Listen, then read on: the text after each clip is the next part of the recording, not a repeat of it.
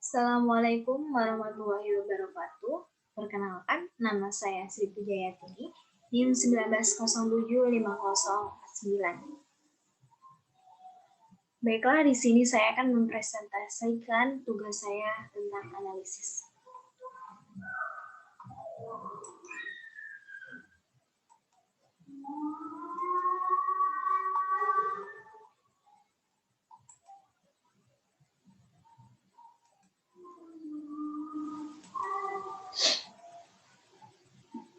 Pengendalian kualitas pangan dengan penerapan Good Manufacturing Practice atau GMP pada proses produksi dodol Betawi.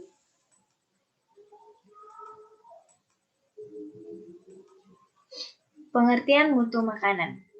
Pengertian mutu adalah sebagai kepuasan, kebutuhan, dan harga yang didapatkan konsumen dari integritas produk yang dihasilkan produsen.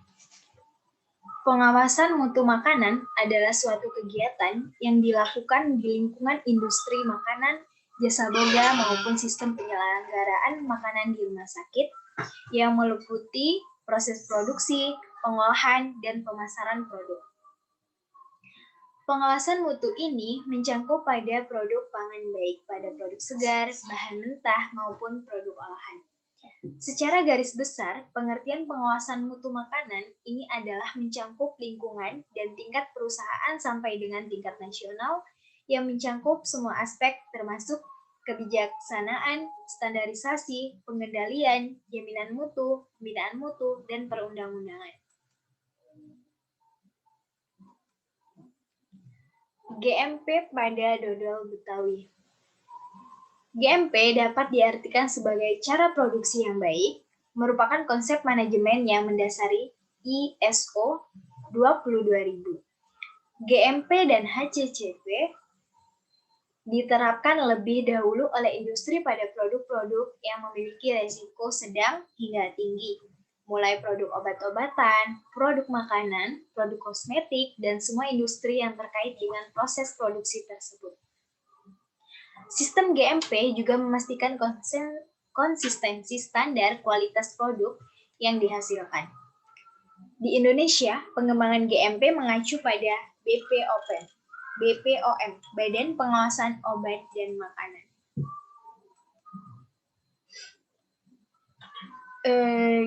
GMP pada dodol Betawi ini memiliki beberapa bahaya. Yang pertama, bahaya fisik, yaitu seperti benda-benda asing yang seharusnya tidak boleh terdapat dalam makanan atau bahan makanan dan dapat menimbulkan masalah bagi kesehatan.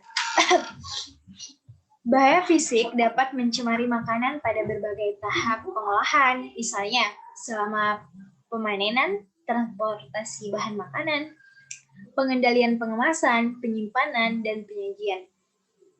Beberapa benda asing yang mungkin mencemari makanan seperti pecahan kaca, potongan kayu, kerikil, ranting, logam, bahan insulasi, potongan tulang, plastik, dan seperti bagian dari tubuh kita yaitu kuku, rambut, dan sisik dan kulit. Bahaya biologi. Selanjutnya, bahaya biologi adalah bahaya yang disebabkan oleh makhluk hidup, baik mikrobiologi ataupun makrobiologi. Bahaya makrobiologi seperti adanya hewan pada bahan makanan maupun makanan, contohnya antara lain adanya lalat pada makanan, kutu pada beras, dan rambut pada kutu pada beras.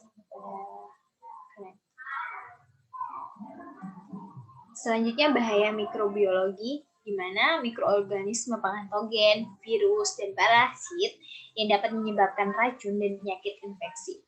Bahaya mikrobiologi merupakan bahaya yang pada umumnya sering menjadi penyebab utama penyakit atau keracunan yang ditularkan melalui makanan.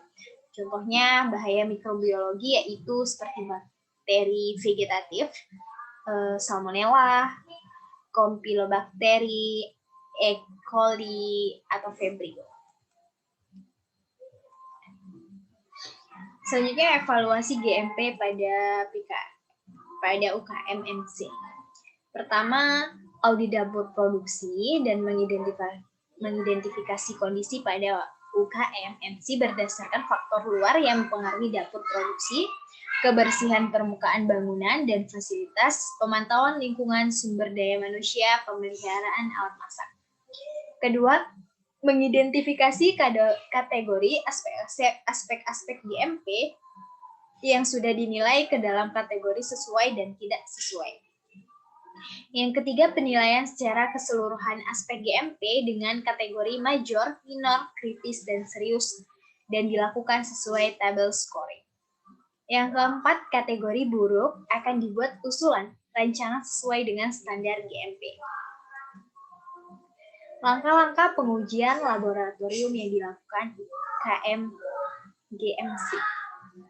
Yang pertama, resep baku, di mana resep standar dapat dikembangkan dari resep yang ada dengan cara mengalihkan atau memperkecil jumlah penggunaan bahan makanan yang diperlukan sesuai dengan jumlah porsi yang akan diolah. Standar resep ini juga untuk mencapai standar kualitas makanan yang baik sesuai dengan yang diharapkan.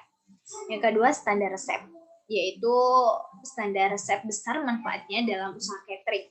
Karena dengan adanya standar resep, hasil masakan akan seragam baik rasa, warna, tekstur, dan ukurannya.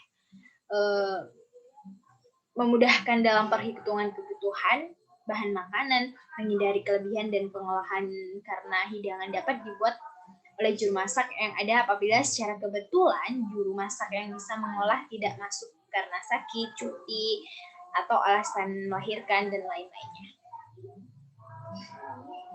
Takaran bahan berporsi. Standar porsi adalah rincian macam dan jumlah bahan makanan dalam jumlah yang bersih pada setiap hidangan. Dalam penyelenggaraan makanan orang banyak, diperlukan adanya standar porsi untuk setiap hidangan, sehingga macam dan jumlah hidangan menjadi jelas tidak berlebihan. Standar porsi sangat erat berhubungannya dengan standar resep, karena dalam standar resep dicantumkan jumlah porsi yang dihasilkan. Takaran baku per porsi merupakan takaran yang harus dipenuhi setiap kali suatu jenis makanan atau minuman diproduksi. Sekian presentasi dari saya. Jika ada kekurangan, salah kata, saya mohon maaf. Saya akhiri. Wassalamualaikum warahmatullahi wabarakatuh.